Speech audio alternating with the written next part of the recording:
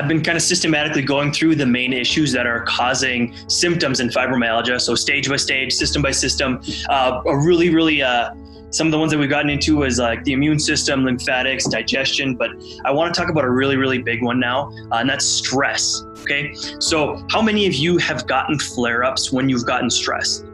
How many of you rather have even seen that your symptoms started around a stressful or maybe even traumatic event? It's very common. How about burning pains? How many of you get burning pains? What about pain in your neck and upper back, like pain and tension? I know I've gotten into some of the neck and upper back pain before, but now I kind of want to talk about another major cause, another big thing that's causing pain there and muscular type pain. So it almost seems weird to say, having a chronic condition like fibromyalgia in and of itself will cause stress in our lives, right? But then stress, or rather what stress causes inside our bodies, will actually lead to more pain, more fatigue, and other symptoms like insomnia, like headaches. So I kind of want to break this down a bit now. Let's look at the muscular tension piece, right? So imagine having a stressful event. Could be something to do with work, like a business meeting, for example. Now, it could be any number of stressful things. It could be something at home, could be something while you're sitting at your desk, whatever. But let's imagine this business meeting as an example. So you go into this meeting and your body, you have a stress response because it's a stressful thing to go into this meeting, right? So now you've got these fight or flight hormones that are coursing through your system. And those hormones, these fight or flight hormones, are telling your body hormonally, okay, you either need to run like hell or claw your way or fight your way out of this situation. Now, obviously, none of these things is going to be conducive to your work and to maintaining your job. So you don't do that, right? We've taught ourselves not to do that.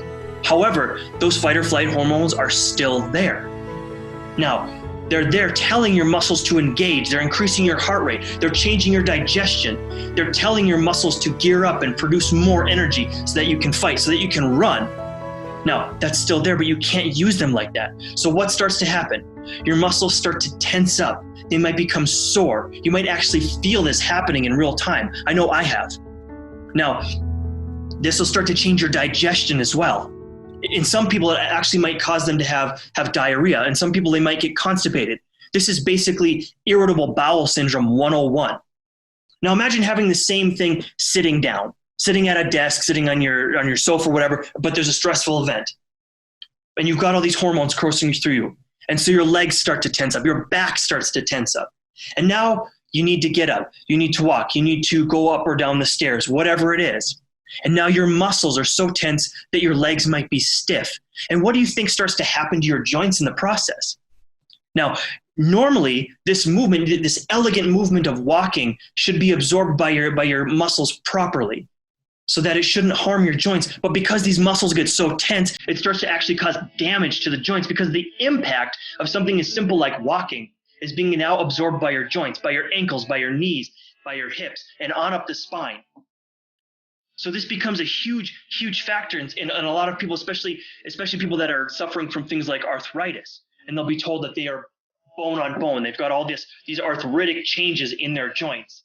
So you can see where this becomes a major problem. This is where stress management strategies actually become incredibly important, incredibly useful, not just because they're calming down the mind and making us feel better mentally, but because they're literally helping the body heal itself. When we can get these things loosened up, our bodies will actually move better. Our joints will hurt less. Our muscles will hurt less. We won't have all this tension in the muscles.